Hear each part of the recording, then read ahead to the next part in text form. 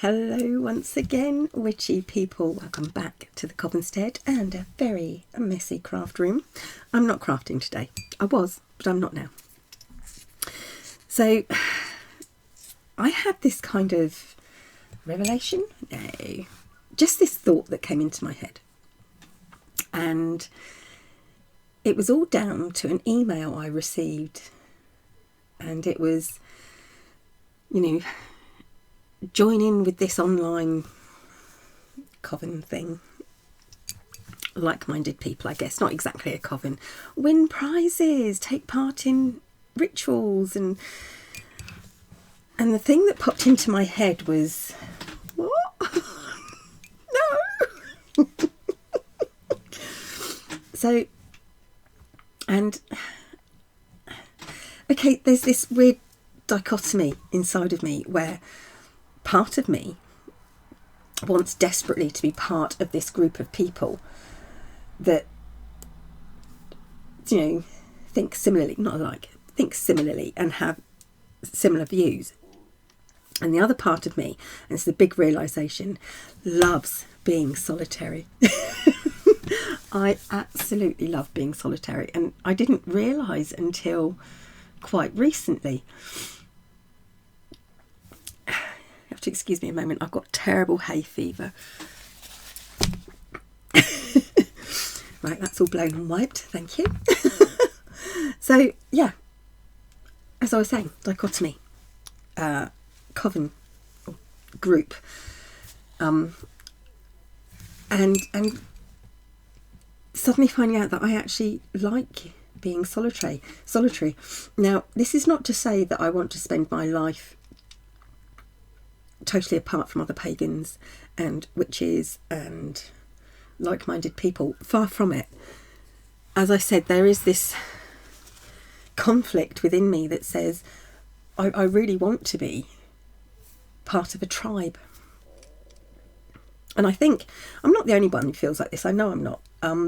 We generally, and this is a big generalisation, we want to feel like we're part of something, that we're included in things. But the other part of me likes the independence and the thought process that goes with being solitary. I like the idea that I can... It's also partly to do with being this... It's an independence, but it's to do with not being told how to do things.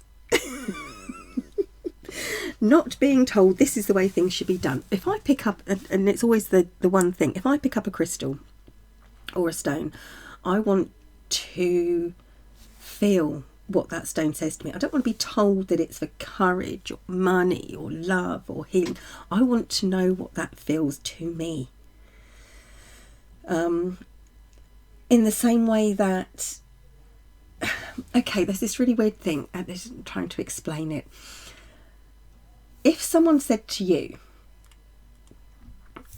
you must drink lemonade, it's sweet, and you'll love it, and you drink it and you say, that don't taste sweet to me, that tastes slightly acidic, with undertones of sweetness, a bit of nectar maybe, but I don't get sweetness. No one tells you what you should taste when you put things in your mouth. No one tells you what, how your body should feel in certain temperatures. I mean, yes, we all get hot in the heat, but some of us can cope with it a lot more than others.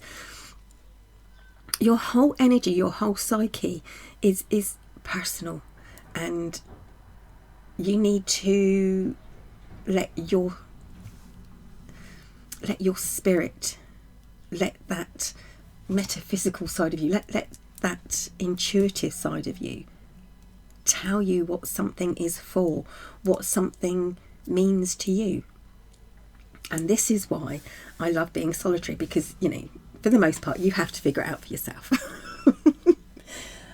But because of that, you rely on your intuition and your thought process.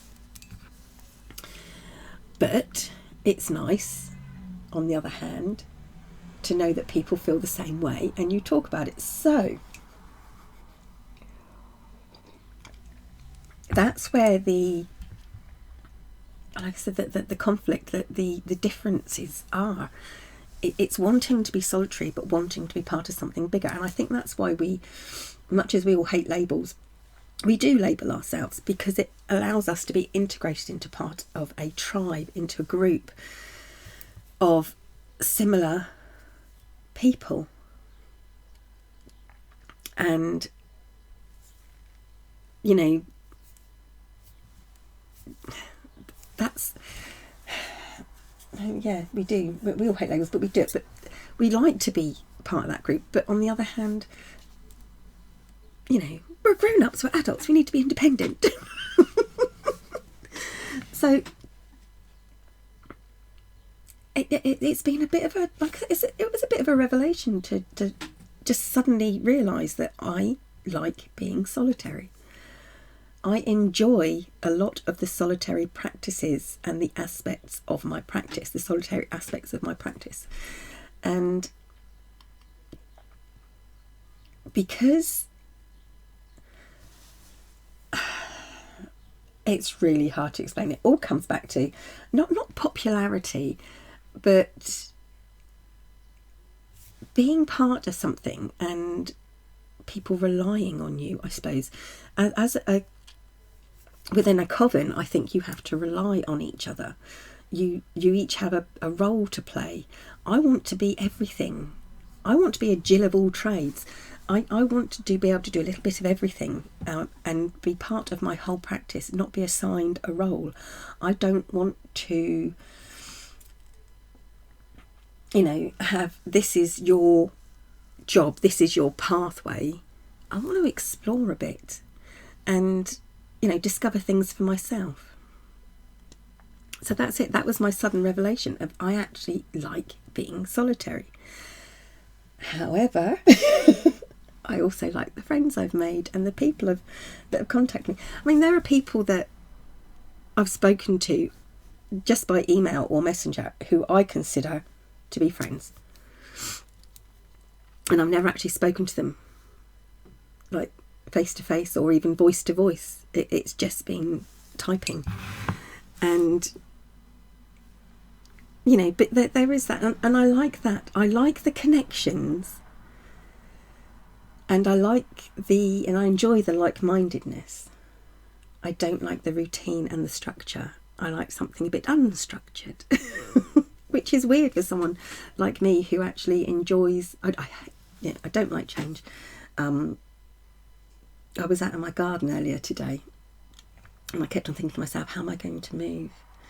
This time of year, it's just as the lilacs died off and the roses are out, and how can I leave this garden? But I built this garden, I can build another one, even if it does take another 20 years. But yes, for all that of not liking change and like to know where things are and where things are going, I like the unstructuredness of being a solitary practicing witch. There you go. I don't know how other people feel about it. I just thought that perhaps other people might feel the same, because there are an awful lot of us solitaries. I know there are.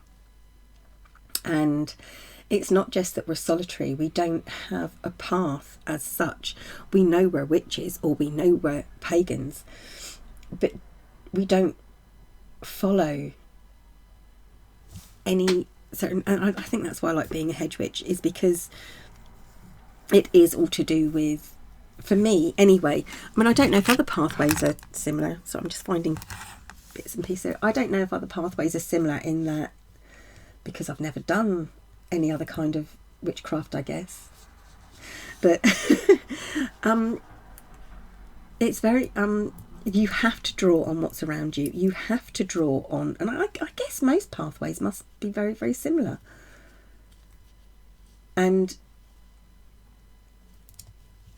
you know, and I know that, and I've said it before, the term hedge witch is quite a relatively modern word. It's a modern phrase and usage of the word, but the idea behind it and the aesthetics even behind it, if you like, are very, they go back a lot further than the actual word. It's just a way of describing something that goes back much, much further But I think witchcraft in general is that anyway. I think the way we term witchcraft nowadays is just a term we use to describe something that was very different a long time ago, that wouldn't have been described with the word witch at all. I'm digressing again. I love going off on tangents, don't I? Anyway, that's it. Thank you for joining me. Thank you for listening. And I'll be back very soon. Bye for now, witchy people.